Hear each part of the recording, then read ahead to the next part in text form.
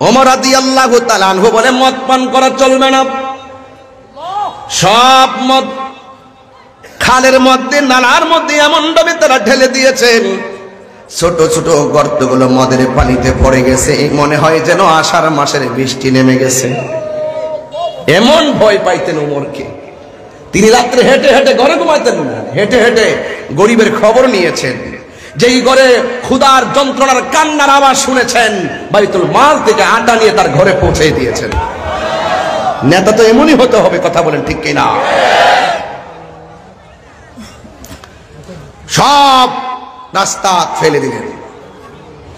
In the মিন টাইমে একটা লোক খুব বেশি নেশাখোর, মনে মনে ভাবতেছে কেমনে থাকবো রাত্রে, গিয়া এক বোতল কিছু খাইছে আর কিছু চাদরের ভিতরে ঢুকাইছে। চাদরের ভিতরে ঢুকানোর পরে তিনি বলতেছেন, আল্লাহ তুমি দেখলে দেখছো, উমর যাতে না দেখে। আল্লাহ তুমি দেখলে দেখছো, উমর যাতে না দেখে। এটার মানে কি জানেন? এটা মানে হইলে যে আল্লাহ তুমি তো মরার পরে বিচার করবা, উমর তো ডাইরেক্ট একটা ভালো হইব। কথা কর না, ঠিক কিনা? এই দিক দিয়ে আমাদের দেশে একটা কথা বলে, যেখানে বাঘের ভয় সেখানে রাত হয়। হ্যাঁ, তো সেই আস্তিনের ভিতরে মদের বোতল ঢুকায় রাস্তা দিয়ে রওনা দিছে, আর বলতেছে আল্লাহ তুমি দেখলে দেখছো, উমর যাতে না দেখে। এই কথা বলতে দেরি ওমর রাদিয়াল্লাহু তাআলা হয়ে এসে তার সামনে হাজির হয়ে গেছে। ওমর রাদিয়াল্লাহু তাআলা জিজ্ঞাসা করে, কি ব্যাপার, তোমার হাতে কি? তখনও আমার ওমর রাদিয়াল্লাহু তাআলা দেখাই আল্লাহর কাছে একটা দরখাস্ত করছে, আল্লাহ তোমার খুব ভয় পেতেছি, আল্লাহ আজকে উমরের হাত থেকে আমার বাঁচায় দাও, যদি বাচ্চা থাকে জিন্দেগিতে আর মদ পান করতাম না। আল্লাহু আকবার বলবেন না? এর এই মুহূর্তে ওমর রাদিয়াল্লাহু তাআলা বলতেছেন, এই তোমার হাতে কি, চাদরের নিচে কি? কই বলতেছে এটা একটা মদের বোতল। এই বের করো। বের করছে, দেখতেছে মদের বোতলের লেভেল পরিবর্তন হয়ে গেছে। ওই মুহূর্তে পাগলা চোখের পানি ফেলে কান্না শুরু করে দিয়েছেন। যেরকম না সুবহানাল্লাহ। ওমর রাদিয়াল্লাহু তাআলা আনহু বলেন, ও পাগল তুমি কেন চোখের পানি ফেলে কান্না করতেছো? ওমর রাদিয়াল্লাহু তাআলার সামনে যুবক ডাক দিয়ে, কে ওমর আপনি আমারে বলছেন আমার হাতের মধ্যে কি আছে এটার জন্য আমি কান্দি না, আমার হাতের মধ্যে কি নিয়েছিলাম সেটার জন্য কান্দি না। আজকে আমি আর বুঝতে পারি নাই আমার আল্লাহ যে কত দয়ালু, আমার আল্লাহরে ডরাইলে যে আমার আল্লাহ কেমনে অন্ধকার থেকে আলোর পথে নিয়ে যায়, আজকে তার প্রমাণ পেয়েছি। এ ওমর, ওয়াল্লাহি তাল্লাহি বিল্লাহ, আমার হাতের মধ্যে মদের বোতল ছিল, আমি আল্লাহর কাছে খালেস নিয়তে তওবা করেছি। এই তওবা করার কারণে আমার আল্লাহ যে কত দয়া করেছেন, আমার আল্লাহ মদের বোতলটার লেভেল পরিবর্তন করে আমার আল্লাহ আমাকে বাঁচাইয়া দিয়েছেন। আর জীবনে আমি মদ পান করব না, আমার আল্লাহ বড় দয়াবান। এই জন্যই তো আমার আল্লাহ কোরআনে বলে দিয়েছেন, আল্লাহু ওয়ালিয়ুল্লাযীনা আমানু ইউখরিজুহুম মিনাজ যুলুমাতি ইলান নূর। আল্লাহ বলে যারা আমি আল্লাহকে ভয় করবে, অন্তরের খবর কেউ জানে না, জবানটা খুলে বলুন অন্তরের খবর জানে কে? আর মায়ার শুলে কন্যা জানে কে? এই জন্য যুবক ভাইরা আমার, হযরতে আব্দুল্লাহ ইবনে ওমর রাদিয়াল্লাহু তাআলা আনহু একদিন জঙ্গলের ভিতরে গেলেন। জঙ্গলের ভিতরে যাওয়ার পর তিনি মনে মনে ভাবতেছেন, আমি দেখতে চাই এই দেশের রাখালের অন্তরে কেমন আল্লাহর ডর আছে, আমি একটা রাখালকে পরীক্ষা করব। এই পরীক্ষা করার জন্য ও আব্দুল্লাহ ইবনে ওমর রাদিয়াল্লাহু তাআলা আনহু গেলেন। যাওয়ার পরে দেখতেছেন জঙ্গলের ভিতরে একটা রাখাল অনেকগুলা বকরি চড়াইতেছে। আব্দুল্লাহ ইবনে ওমর বলতেছে, এ আল্লাহর বান্দা, তুমি আমার কাছে একটা বকরি বিক্রি করে ফেলাও। বিক্রি করার পরে এই বকরিটা এই জঙ্গলের ভিতরে আমি জবাই করব, আমি তোমাকে জবাই থেকে কিছু গোশত তোমাকে আমি দান করব। এবার ডাক দিয়ে কয়, হ্যাঁ আব্দুল্লাহ ইবনে ওমর, আপনি আমাকে বলছেন এই একটা বকরি দেওয়ার জন্য, বিক্রি করার জন্য, আমি কেমনে বিক্রি করব? আমি হইলাম রাখাল, আমি তো বকরির মালিক না, আমার একটা বকরি আছে। আব্দুল্লাহ ইবনে ইবনে উমর বলেন, যদি তুমি বিক্রি না করো, আমার কাছে যেটা দিবা মালিকের কাছে যাইয়া বলবা একটা বকরি তোমার বাগে খাইয়া ফেলাইছি, তাইলেই তো তোমার কোনো অসুবিধা হবে না।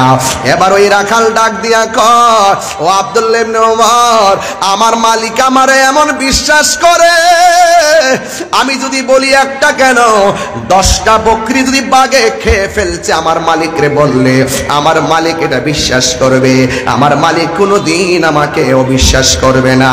আইরে মালিক বিশ্বাস করলেই মালিকের সঙ্গে বিশ্বাসঘাতকতা করা যাবে না। কথা বলেন ঠিক কিনা? এই পৃথিবীর মধ্যে সবচাইতে দামি হলো আমানতদার। কথা বলেন ঠিক কিনা? ওই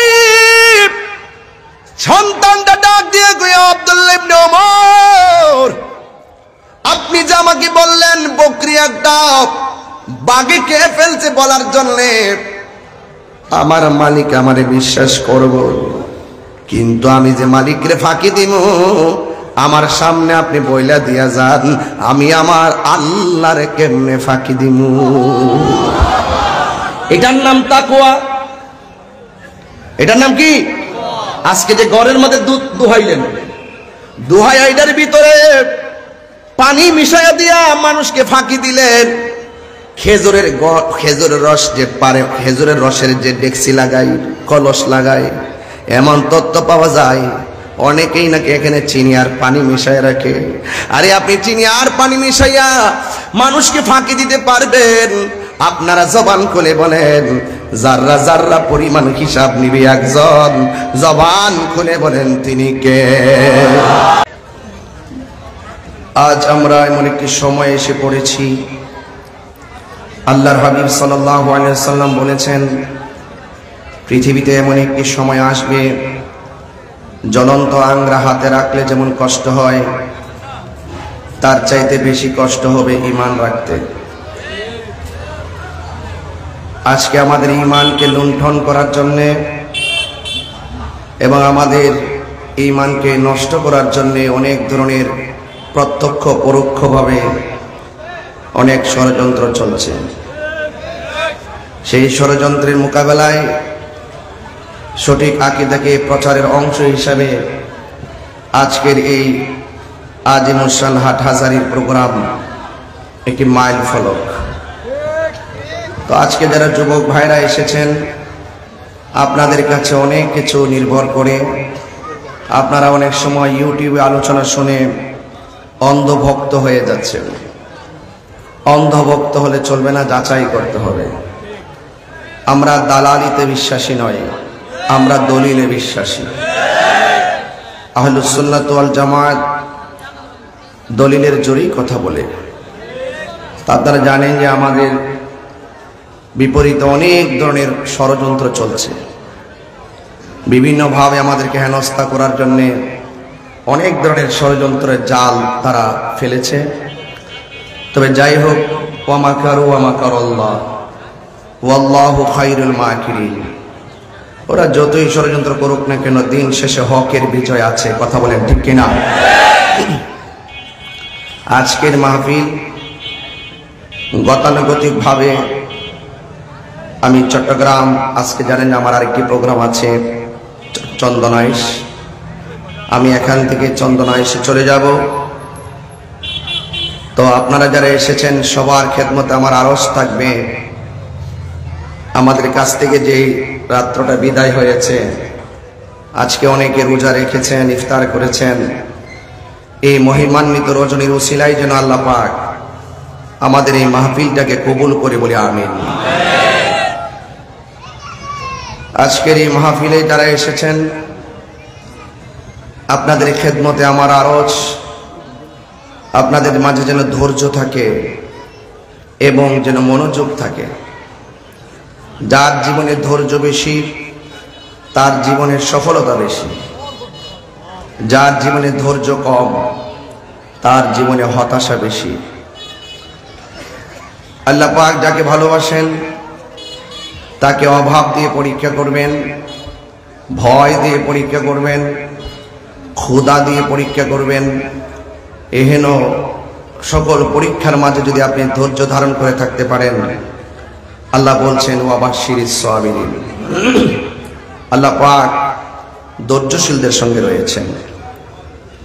আর পৃথিবীর মধ্যে যারা ধৈর্যশীল হবে তাদের ব্যাপারে সফলতার ঘোষণা করা হয়েছে। তা আমরা ঈমানদার, আমরা মুত্তাকি, আমরা ভয় করি একজনকে। জবান খুলে বলুন তিনি কে? ডানে বিপদ আছে, বামে বিপদ আছে, সামনে বিপদ আছে, পিছনে বিপদ আছে। আপনি যদি আল্লাহকে ভয় করতে পারেন, আল্লাহ বলছেন ওয়া'লামু আন্নাল্লাহা মা'আল মুত্তাকিন, যারা আমি আল্লাহকে ভয় করবে, যারা আমি আল্লাহকে ভয় করবে, আমি আল্লাহ তাদের সঙ্গে রয়েছি। এবং শুধু তাই নয়, আল্লাহ বলছেন ওয়ালিমান খাফা মাকাম রাব্বিহি জান্নাতান, যারা আমি আল্লাহকে ভয় করবে, আমি আল্লাহ রাব্বুল আলামিন তাদের জন্য 2টা জান্নাতের ঘোষণা করলাম। কয়টা জান্নাত বললাম? 2টা। আমার যুবক ভাইরা, আপনারা যারা এসেছেন, আপনাদের খেদমতে আরজ করব, আমরা ভয় করব আল্লাহকে। এবং শুধু তাই নয়, যারা আল্লাহকে ভয় করবেন এদের ব্যাপারে আল্লাহ পাক কোরআনে বলছেন যালিকাল কিতাবু লা রাইবা ফীহি হুদাল লিল মুত্তাকিন। এই কোরআনটা হলো এমন একটি গ্রন্থ, যেই গ্রন্থের মধ্যে কোনো সন্দেহ, এই কোরআনটা একমাত্র মুত্তাকিনদের জন্য গাইডলাইন।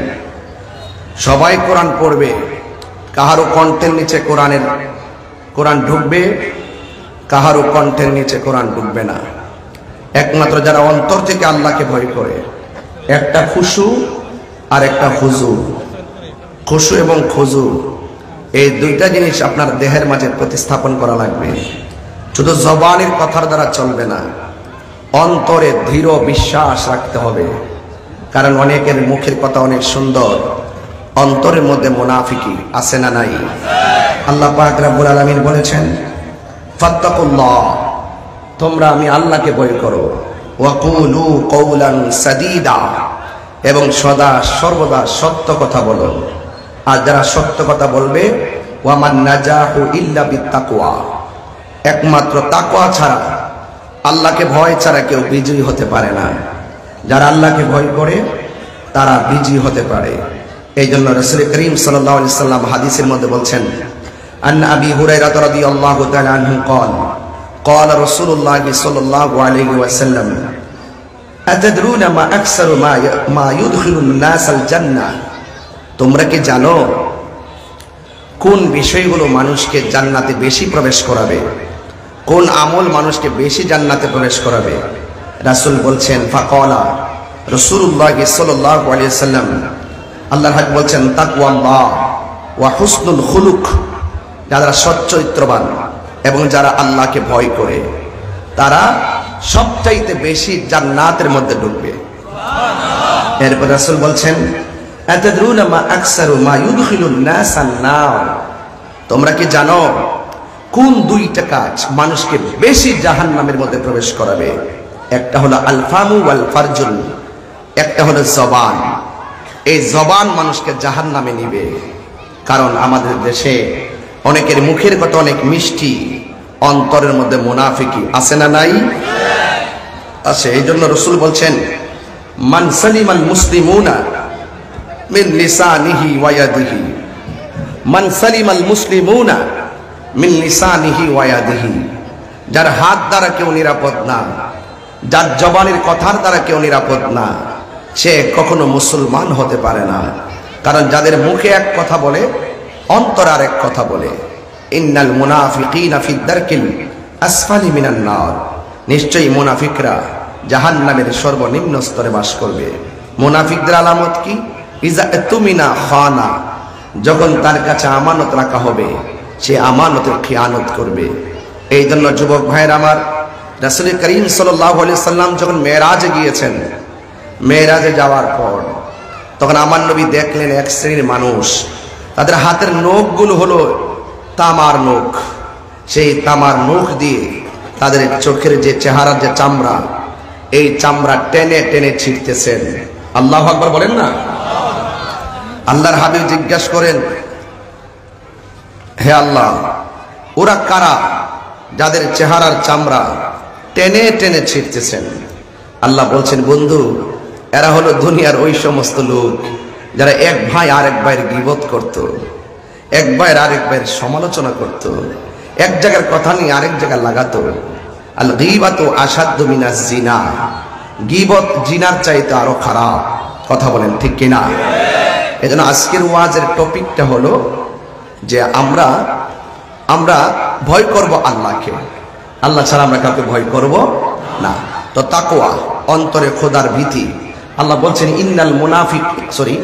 ইন্নালিল মুত্তাকিনা মাফাজান হাদাইকা ওয়া আ'নাবা ওয়া কাওয়াইবা আতরাবা। আল্লাহ বলছেন নিশ্চয়ই মুত্তাকি যারা হবে আমি আল্লাহ রাব্বুল আলামিন তাদেরকে বিজয়ের ঘোষণা দিলাম। শুধুমাত্র তাই নয়, মুত্তাকি যারা হবে তাদের জন্য আমি আল্লাহ অনেক নিয়ামতের ঘোষণা দিলাম। শুধুমাত্র তাই নয়, যারা মুত্তাকি হবে তারা আর বান্দা থাকবে না, তারা আমি আল্লাহর বন্ধু হয়ে যাবে। তারা কি হয়ে যাবে? আল্লাহর বন্ধু হয়ে যাবে। মুত্তাকি যারা হবে তারা আল্লাহর বন্ধু হবে। আমিও বান্দা, আপনিও বান্দা, সামনে যারা বসে আছেন তারাও বান্দা, পিছনে যারা আছেন তারাও বান্দা, আমার ডানে যারা আছেন তারাও বান্দা, পাশে যারা আছেন তারাও বান্দা। এই বান্দা বান্দার খেলা চলতেছে দুনিয়ায়। আমি আল্লাহর বান্দা, আপনি আল্লাহর বান্দা, দুইজনই আল্লাহর সৃষ্টি। কিন্তু মনে রাখবেন, এক সৃষ্টির শ্রেষ্ঠ সৃষ্টি আমার আল্লাহর কোরআন বলেছেন আরেক দলের সৃষ্টি পশুর চাইতে আরো নিকৃষ্ট। তার মানে মানুষ আশরাফুল মাখলুকাত, আমার মানুষ পশুর চাইতে আরো নিকৃষ্ট। কিন্তু যারা আল্লাহকে ভয় করবে, গুনার কাজ করতে গিয়ে যারা আল্লাহকে ভয় করবে, যারা এইভাবে ভয় করবে আমি গুনাহ করতেছি, আমার ডানে কেউ নাই, বামে কেউ নাই, সামনে কেউ নাই, পিছনে কেউ নাই, দরজা জানালা সব লাগাইয়া দিয়েছি, মদ পান করলে কেউ আমাকে বাধা দিবে না, আমি অন্যায় কাজ করলে কেউ আমাকে বাধা দিবে না।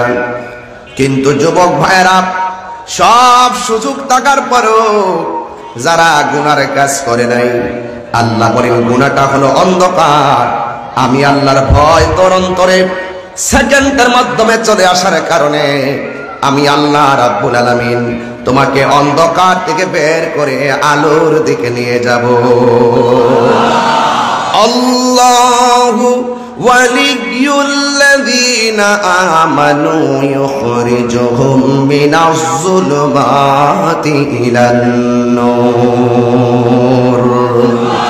আল্লাহর ভয় যার অন্তরে থাকবে, আল্লাহ রাব্বুল আলামিন বলেন তোমার ভয় তোমার অন্তরে চলে আসার কারণে যদিও তুমি অন্ধকারে থাকো, আমি আল্লাহ রাব্বুল আলামিন তোমাকে অন্ধকার থেকে আলোর পথে নিয়ে যাব।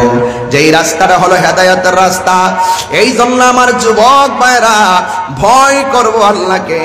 আমার আল্লাহ রাব্বুল আলামিন বলে দিয়েছিলেন, আমার আল্লাহ চমৎকার ভাষায় বলে দিয়েছেন, আমি আল্লাহকে যারা ভয় করবে, আমি আল্লাহ রাব্বুল আলামিন তাকে একটা নয়, আমি আল্লাহ রাব্বুল আলামিন তাকে 2টা জান্নাত দিয়ে দিব।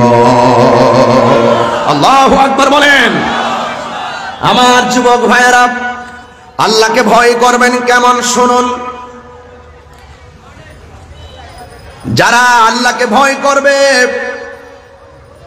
ভয়টা কেমন হতে হবে শুনেন। ভয়টা হতে হবে এমন, এই পৃথিবীতে আমি এসেছি, আমাকে আবার চলে যাওয়া লাগবে, এই পৃথিবী ছেড়ে আমাকে চলে যাওয়া লাগবে, আমাকে একজনের কাছে জবাব দিতে হবে। যারা আল্লাহকে ভয় করবে তাদের জন্য, যারা আল্লাহকে ভয় করে গুনার কাজ ছেড়ে দিবে, এদের ব্যাপারে আমার আল্লাহ রাব্বুল আলামিন তার হাবিবে পাক সাল্লাল্লাহু তাআলা আলাইহি ওয়াসাল্লাম বলেছেন কি জানেন?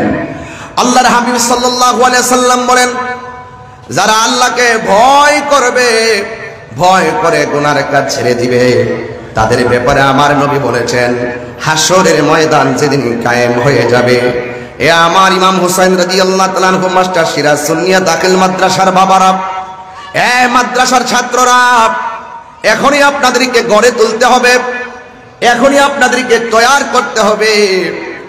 এই যৌবন সময়টার অনেক দাম রয়েছে রে বাবা। এই জন্য আমার নবী বলেন, হাসরের ময়দান যেদিন কায়েম হবে, যেই দিন মানুষ নাফসি নাফসি বলে চোখের পানি ফেলে কান্না করবে, ওই কঠিন মুসিবতের সময় আমার আল্লাহ রাব্বুল আলামিন 7 প্রকার মানুষকে আরশে আজিমের নিচে ছায়া দান করবে। কয় শ্রেণী বললাম? 7 শ্রেণীর মানুষকে আল্লাহ রাব্বুল আলামিন আরশের নিচে ছায়া দান করবে। এর মধ্যে 1 নম্বর হলো আদেল, যারা ন্যায় বিচারক। সমাজের মধ্যে অবিচার করা যাবে না, সমাজের মানুষের প্রতি জুলুম করা যাবে না, অন্যায়ভাবে কাউকে ঠকায় দেওয়া যাবে না, টাকা খেয়ে বিচার দরবার ঘোরানো যাবে না। আপনারা জবান খুলে বলেন অন্তরের খবর কেউ জানে না, জবানটা খুলে বলেন অন্তরের খবর জানে কে? আরো মায়ার সুরে কন্যা জানে কে? জনম জনম যদি গাহি তোমার মহিমা গাওয়া শেষে হবে নাহি। জনম জনম যদি গাহি তোমার মহিমা গাওয়া শেষে হবে নাহি। দয়া করো মায়া করো, দয়া করো মায়া করো, ও হে দয়াবান তুমি রহমান, তুমি মেহেরবান। আল্লাহু আকবার বলা যাবে না। কখনো তোমাকে যদি ভুলি, হেদায়েতের আলো জ্বলে নিয় কাছে তুলি। কখনো তোমাকে যদি ভুলি, হেদায়েতের আলো জ্বলে নিয় কাছে তুলি। ঠাই দিও গো প্রভু, ঠাই দিও গো প্রভু, তুমি দয়াবান, তুমি রহমান, তুমি মেহেরবান। সবাই তুমি রহমান, তুমি মেহেরবান।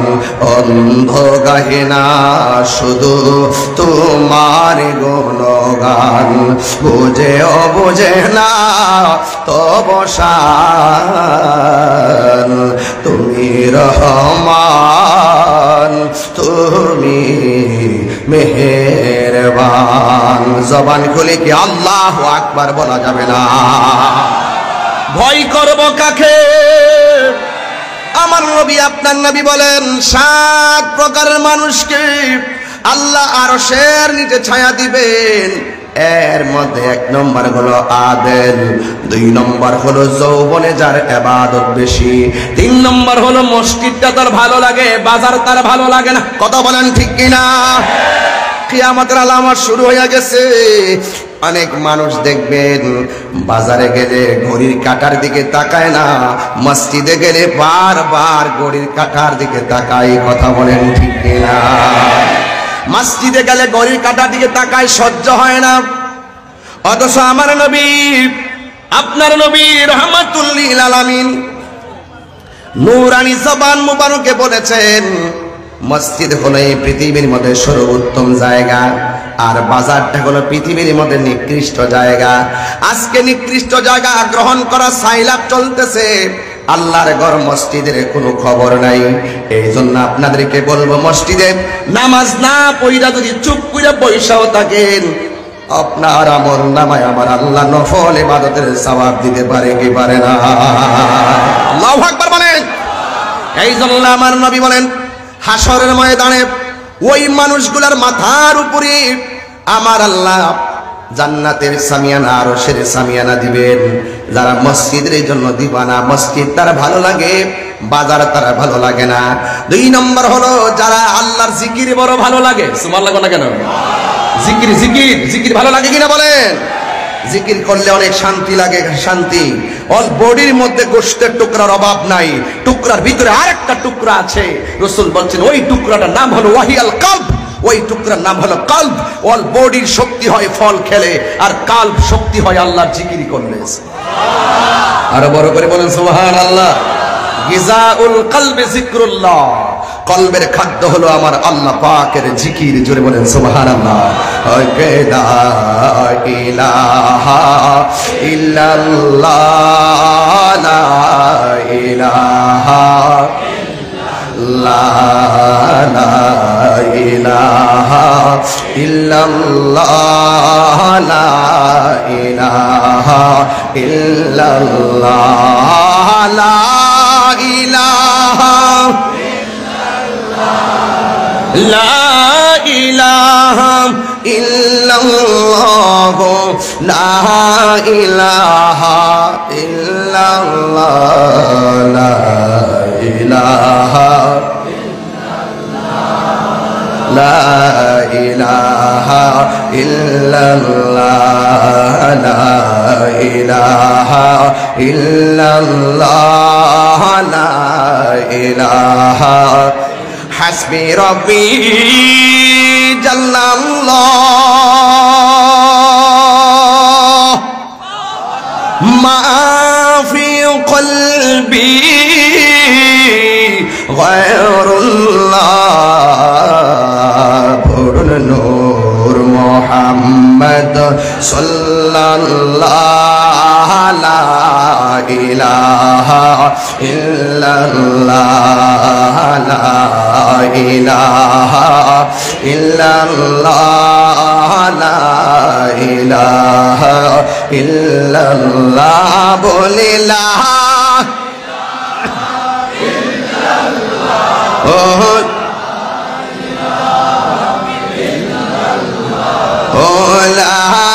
ইলাহা ইল্লাল্লাহ, লা ইলাহা ইল্লাল্লাহ, লা ইলাহা ইল্লাল্লাহ, লা ইলাহা ইল্লাল্লাহ মুহাম্মাদুর রাসূলুল্লাহ সাল্লাল্লাহু আলাইহি ওয়াসাল্লাম। জবান খুলে গন্না আল্লাহু আকবার। তাইলে জিকিরের দরকার আছে না নাই?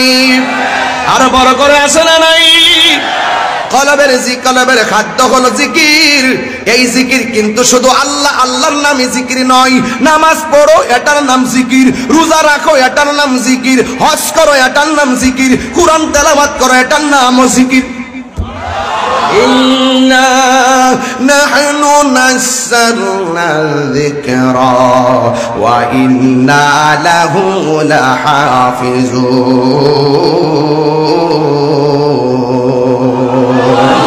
আল্লাহ রাব্বুল আলামিন বলেন, নিশ্চয় আমি ইন্না নাহনু নাযালনা যিকরা, নিশ্চয় আমি জিকিরকে নাজিল করেছি। এখানে জিকির মানে আল্লাহ আল্লাহ নয়, এখানে জিকির মানে হলো কোরআন। যে কোরআনটা লাউহে মাহফুজে অঙ্কিত, কথা বলেন ঠিক কিনা? বাল হুয়া কুরআনুম মাজিদুন ফি লাউহিম মাহফুজ। এই কোরআনের মধ্যে আমার আল্লাহ বলে দিয়েছেন, তোমরা যদি আমি আল্লাহকে স্মরণ করো, আল্লাহু আকবার বলেন না কেন? ফাযকুরুনি আযকুরুকুম ওয়াশকুরুলি ওয়ালা তাকফুরুন।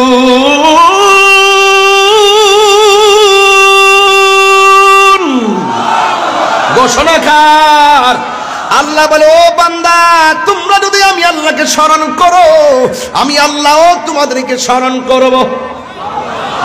বড় করে কোন সুবহানাল্লাহ।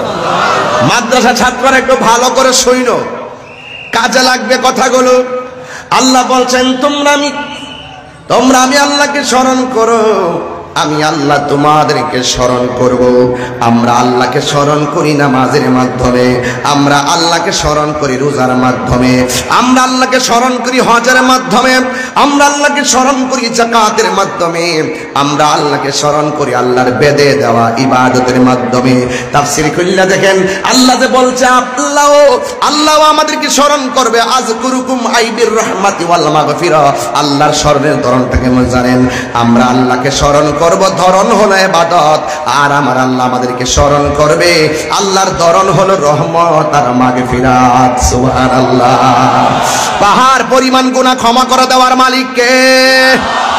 আল্লাহ হলো আমার শুরুর মালিক, আমার আল্লাহ হলো আমার শেষের মালিক। কথা বলেন ঠিক কিনা? যার সামনে সব হিসাব দেওয়া লাগবে, তিনি আমার উপরে রহমত দিলে, আমারে ক্ষমা করলে, আমাদের আখিরাতে কোনো টেনশন আসেনি রে বাজান। গুনাহ মাফের মালিককে। এই জন্য আমার আল্লাহ রাব্বুল আলামিন কুরআনুল কারীমের মধ্যে বলে দিয়েছেন, ফাযকুরুনি আযকুরকুম ওয়াশকুরুনি ওয়ালা তাকফুরুন। আমি আল্লাহর সঙ্গে নাফরমানি করিও না, আমি আল্লাহকে তোমরা ভুলে যেও না, আমি আল্লাহর প্রতি তোমরা অকৃতজ্ঞ হয়ো না। আমি আল্লাহ তোমার অনেক নিয়ামত দিছি, তুমি যদি ডানে ঘুরে যাও বামে ঘুরে যাও, তারপরে বলো তুমি আমার কোন নিয়ামতকে অস্বীকার করবা? কথা কোন ঠিক কিনা? ফাবিআইয়ি আলাই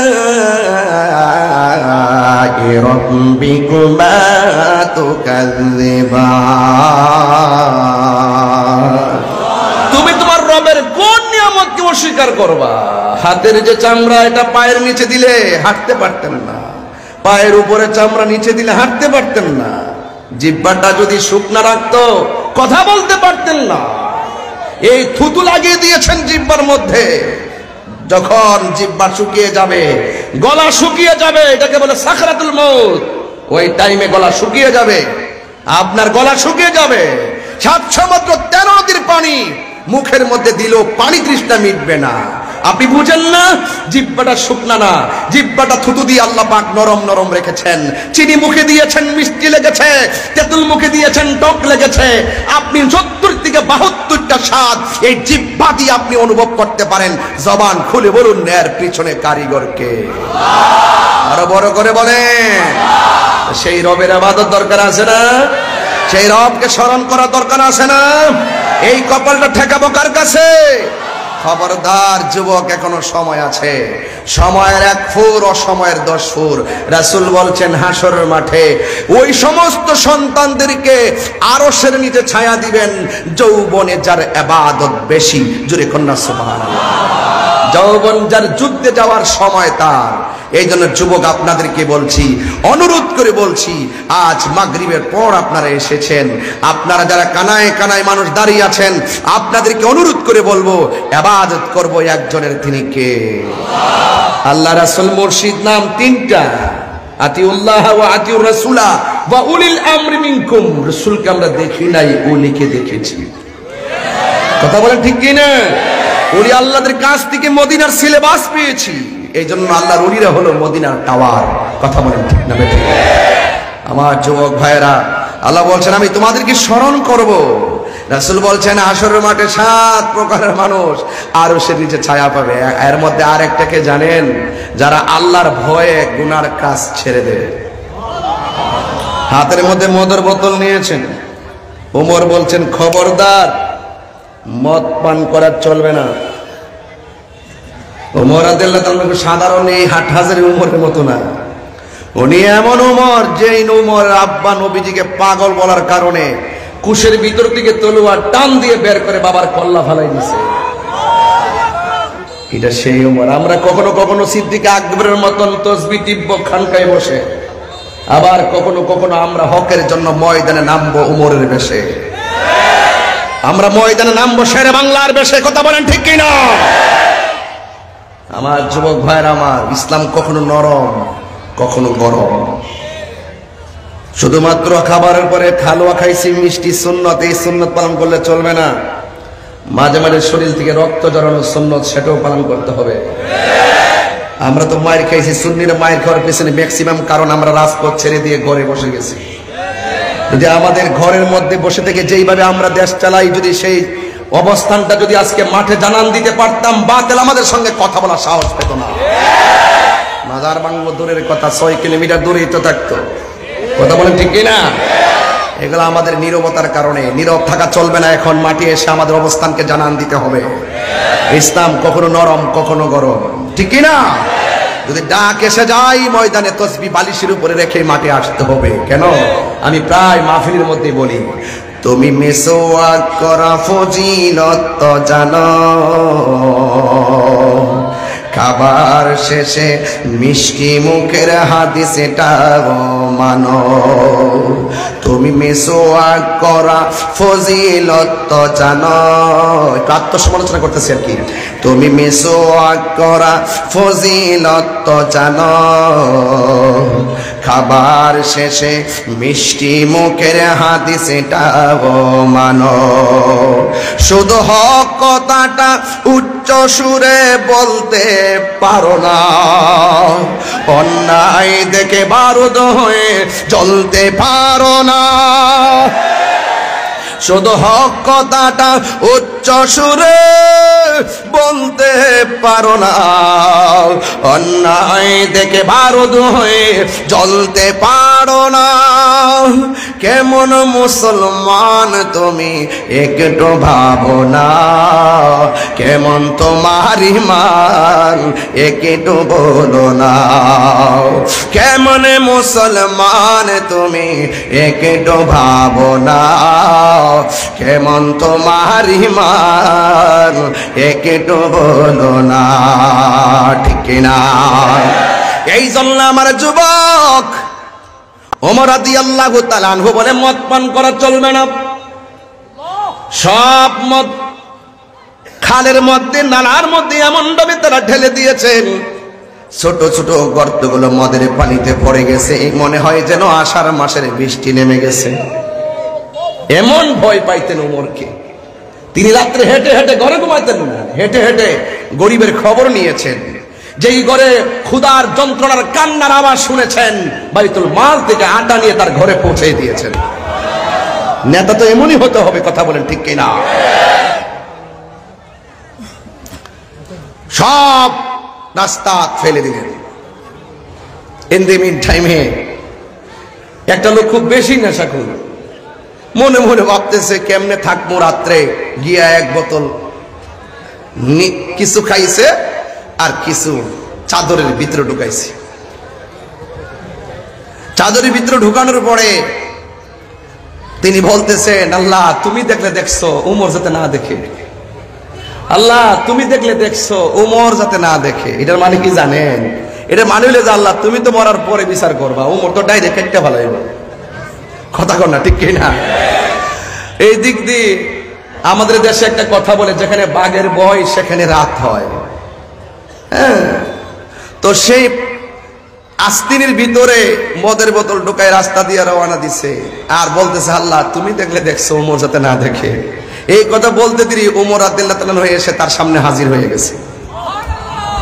ওমর রাদিয়াল্লাহু তাআলা জিজ্ঞাসা করে, কি ব্যাপার, তোমার হাতে কি? তখন আমার উমর রাদিয়াল্লাহু দেখাই আল্লাহর কাছে একটা দরখাস্ত করছে, আল্লাহ তোমার খুব ভয় পাইতেছি, আল্লাহ আজকে উমরের হাত থেকে আমার বাঁচায় দাও, যদি বাচ্চা থাকে জিন্দেগিতে আর মদ পান করতাম না। আল্লাহু আকবার বলবেন না? এর এই মুহূর্তে উমর রাদিয়াল্লাহু তাআলা বলতেছেন, এই তোমার হাতে কি, চাদরের নিচে কি? কই বলতেছে এটা একটা মদের বোতল। এই বের করো। বের করছে, দেখতেছে মদের বোতলের লেভেল পরিবর্তন হয়ে গেছে। ওই মুহূর্তে পাগলা চোখের পানি ফেলে কান্না শুরু করে দিয়েছেন। যেরকম না সুবহানাল্লাহ। ওমর রাদিয়াল্লাহু তাআলা আনহু বলেন, ও পাগল তুমি কেন চোখের পানি ফেলে কান্না করতেছো? ওমর রাদিয়াল্লাহু তাআলার সামনে যুবক ডাক দিয়ে, কে ওমর, আপনি আমারে বলছেন আমার হাতের মধ্যে কি আছে এটার জন্য আমি কান্দি না, আমার হাতের মধ্যে কি নিয়েছিলাম সেটার জন্য কান্দি না। আজকে আমি আর বুঝতে পারি নাই আমার আল্লাহ যে কত দয়ালু, আমার আল্লাহরে ডরাইলে যে আমার আল্লাহ কেমনে অন্ধকার থেকে আলোর পথে নিয়ে যায়, আজকে তার প্রমাণ পেয়েছি। ওমর ওয়াল্লাহে তাল্লাহে বিল্লাহ, আমার হাতের মধ্যে মদের বোতল ছিল, আমি আল্লাহর কাছে খালেস নিয়তে তওবা করেছি। এই তওবা করার কারণে আমার আল্লাহ যে কত দয়া করেছেন, আমার আল্লাহ মদের বোতলটার লেভেল পরিবর্তন করে আমার আল্লাহ আমাকে বাঁচাইয়া দিয়েছেন। আর জীবনে আমি মদ পান করব না। আমার আল্লাহ বড় দয়াবান, এই জন্যই তো আমার আল্লাহ কোরআনে বলে দিয়েছেন, আল্লাহু ওয়ালিয়ুল্লাযীনা আমানু ইউখরিজুহুম মিনাজ যুলুমাতি ইলান নূর। আল্লাহ বলে যারা আমি আল্লাহকে ভয় করবে,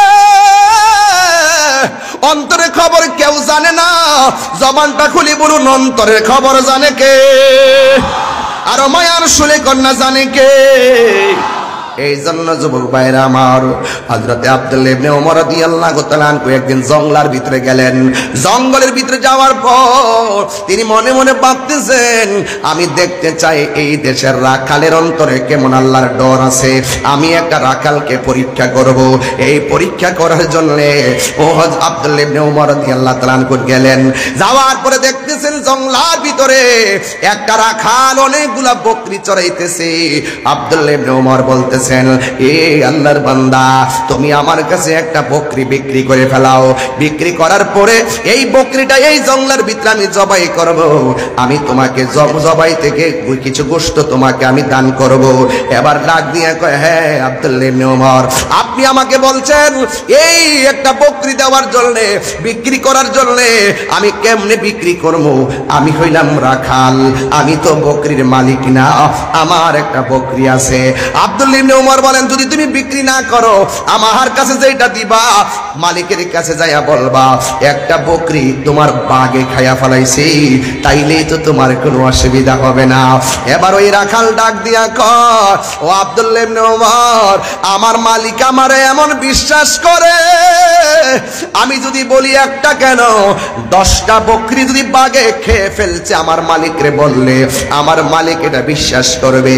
আমার মালিক কোনোদিন আমাকে অবিশ্বাস করবে না।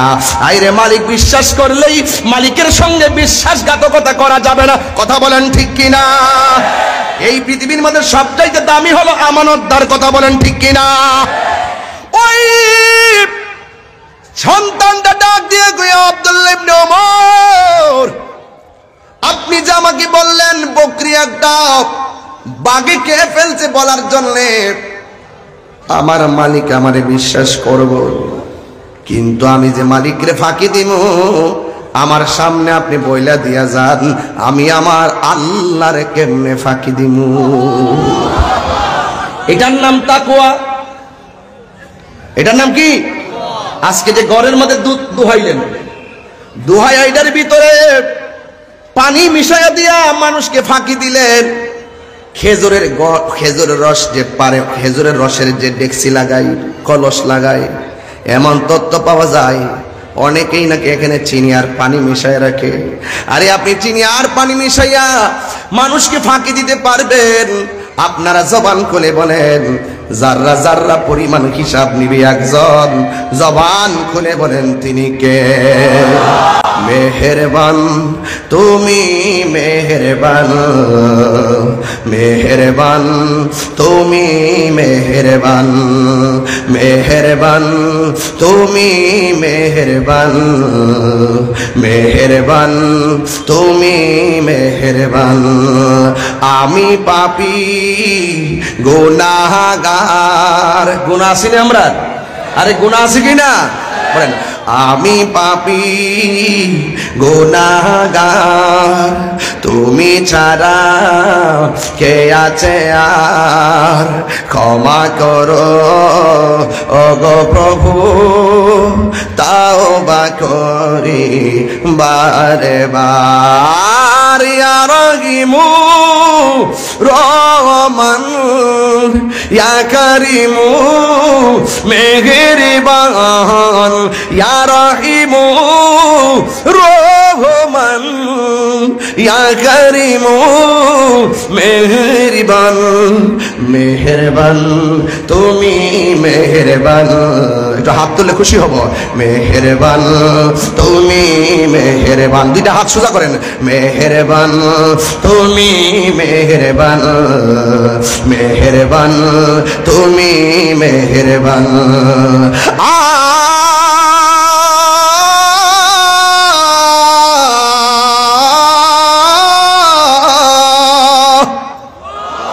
জেনে না জেনে হাজার পাপের সাগরে ডুব দিয়েছি পথ হারিয়ে ভুলে। একটু হাত তুলে, কি কষ্ট হচ্ছে আপনাদের? আরে ওই মালিকের যেন সব বিলায় জানে। জেনে না জেনে হাজার পাপের সাগরে ডুব দিয়েছি পথ হারিয়ে ভুলে। নিজের প্রতি নিজে সকাল বিকাল সাজে, নিজের প্রতি নিজে সকাল বিকাল সাজে জুলুম করেছি বারে বার। ইয়া রাহিমু ইয়া করিমু মেহেরবান, ইয়া রাহিমু রহমান, ইয়া করিমু মেহেরবান। মেহেরবান তুমি মেহেরবান, মেহেরবান তুমি মেহেরবান। পাহাড় সমান পাপের বোঝা মাথায় নিয়ে চলতে পারি না, ক্ষমা করো রহম দিয়ে। পাহাড় সমান পাপের বোঝা মাথায় নিয়ে চলতে পারি না, ক্ষমা করো রহম দিয়ে। বান্দা তোমার আমি, তুমি অন্তর্যামী। বান্দা তোমার আমি, তোমার দিকে ফিরি বারে বার। ইয়া রাহিমু ইয়া করিমু মেহেরবান, ইয়া রাহিমু রহমান, ইয়া করিমু মেহেরবান। মেহেরবান তুমি মেহেরবান, মেহেরবান তুমি মেহেরবান। ওয়া ইলাহুকুম ইলাহুম ওয়াহিদুন লা ইলাহা ইল্লা হুয়ার রাহমানুর রাহিম।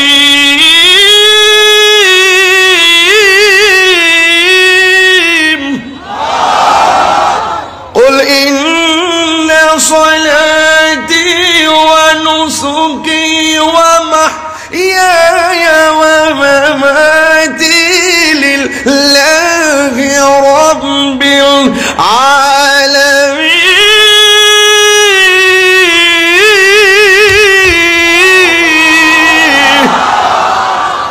ইবাদত পাওয়ার মালিক কে? রহমান কে? ওই রবের সঙ্গে কাউকে শরীক করা যাবে? টাকনুর নিচে কাপড় পরা যাবে? মা বাবার মনে কষ্ট দেওয়া যাবে? নবীর বিরুদ্ধে কথা বলা যাবে? গোপনে গোপনে হারাম খাওয়া যাবে? এই জন্য হালালকে যারা হারাম জানবে, হারামকে যারা হালাল জানবে, তারা কুফরি করলো। এই জন্য যুবক ভাইরা আমার, এই যে শবে বরাতের রাত গেছে, আমি একটা হাদিস পড়েছি, হাদিসের মধ্যে লেখা আছে যারা হিংসা করে তাদের দোয়া কবুল হবে না, যারা টাকনুর নিচে কাপড় পরে তাদের দোয়া কবুল হবে না, যারা মা বাবার মনে কষ্ট দেয় তাদের দোয়া কবুল হবে না, যারা আল্লাহর সঙ্গে নাফরমানি করে শিরক করে তাদের দোয়া আল্লাহ কবুল করবে না। এখন প্রশ্ন হলো, হুজুর তাইলে আমরা কি করব? ও যুবক, এই গুনাহ করছো, গুনাহ নিয়ে বসে থাকলে চলবে না। আল্লাহ বলেছেন লা তাকনাতু মির রাহমাতিল্লাহ। আল্লাহর রহমত থেকে নিরাশ হওয়া যাবে না। গুনাহ মাফের মালিক কে? আমাদের গুনাহ আছে না নাই? আল্লাহ আমাদের সকলকে কবুল করুক। সকলে বলুন আমিন। আমি আর সামনে যাব না, আপনারা আমাকে খুব মহব্বত করে দাওয়াত করেছেন। আমি আজকের ওয়াজের বিষয় ছিল আল হালাতুল ইজতিমাইয়া ওয়াত তাকওয়া, সামাজিক অবস্থা এবং তাকওয়ার উপরে কথা বলার একটা চিন্তা ছিল। আল হালাতুল ইজতিমাইয়া মানে সামাজিক অবস্থা বেশি ভালো না, সামাজিক অবস্থা বেশি ভালো না। তবে একটা কথা মনে রাখবেন, মান হাফারা হুফিরা, মান হাফারা হুফিরা। যারা পরের জন্য কবর করবে, নিজে কবর করে মরবেন। এই জন্য আমরা কাউকে আঘাত করব না।